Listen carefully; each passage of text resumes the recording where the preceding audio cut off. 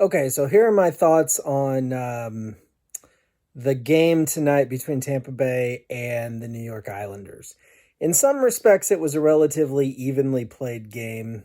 Tampa Bay outshot New York 37 to 35. Tampa Bay dominated on the faceoff dots. It was something like Tampa Bay won like 57% of the faceoffs, somewhere in that range. Tampa Bay was 1 for 1 on the power play, whereas the Islanders were 0 for 2. The blocked shots were heavily in favor of the New York Islanders. Of course, maybe that means Tampa was taking more shots, but anyway, block shots were in favor of the Islanders. And the last time I saw the statistic, Tampa Bay was slightly leading in the time of possession category. But the New York Islanders come away with a win. The final score is 5-3. Yeah, that's right, 5-3. But the fifth goal for the Islanders was an empty netter. So here are my thoughts on some of the goals. The first goal led in by Vasilevsky. His his right pad had come loose. It looks like, I think on top, maybe the top strap broke or came loose. And he was in the middle of the play. He was effectively petitioning the referee to blow the whistle. The referee did not blow the whistle. It looked to me like maybe some of the Tampa Bay players stopped playing, maybe confused, thinking that the play was going to stop, and the Islanders scored. So the goal stood. It was a good goal. The second goal that Varlamov allowed, I would say was maybe a little bit weak. Not horrible, but he basically overplayed what he was doing. So he went from the blocker side, his blocker side of the crease.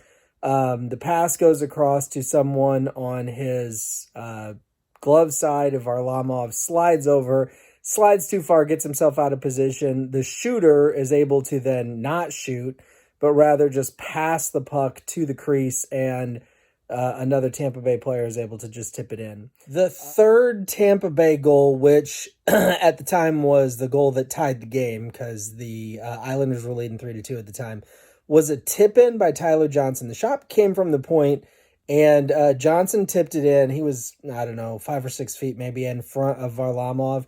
Varlamov immediately signaled that he thought it was tipped in with a high stick. And on the replay, to me, it looked like a high stick to me. I thought it was above the crossbar. I thought the point where the puck made contact with Johnson's stick was above the crossbar, but the goal stood.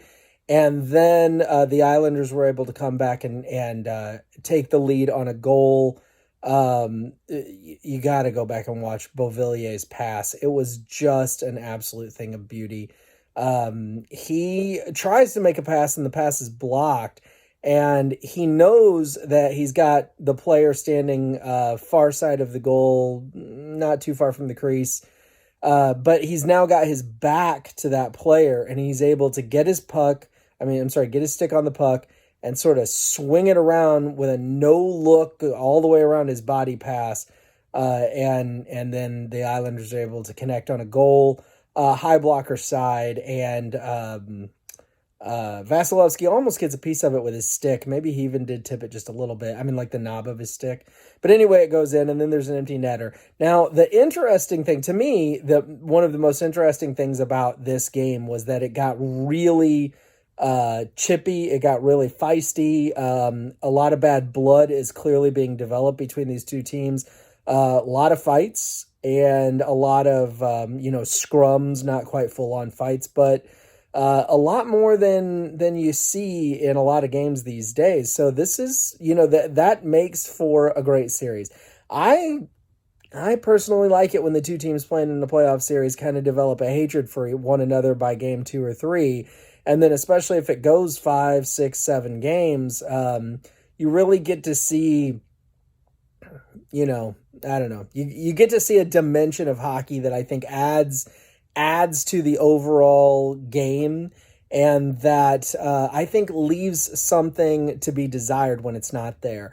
When two teams are playing a potentially 7-game series and they don't hate one another, they don't develop a real disdain for one another, it just leaves kind of an empty feeling. I'm not saying that there have to be constant fights. I'm not saying that there have to be dirty plays, hits behind the play or cross checks in the back, boarding, concussion type stuff. I'm not talking about that, but just I like to see a couple of teams that really just don't like one another play.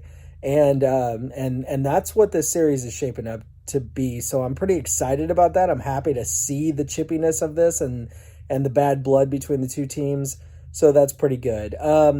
Overall, I thought the goaltending was fine in this game. It wasn't amazing or spectacular, but it was a pretty high shot count, 37-35. Of course, a pretty high goal count too. 4-3 with goaltenders in net, and then you've got the empty netter. So, not amazing goaltending, but not horrible goaltending. None of the goals were absolutely awful or anything like that. Interesting game, but the Islanders hang on, and they're back in this series. If Tampa Bay had won and gone up 3-0, probably would have been it. I'm not saying the Islanders wouldn't have been able to sneak in a win or two, but they probably would have basically been laying in their coffin and just waiting for the nails to go in the lid.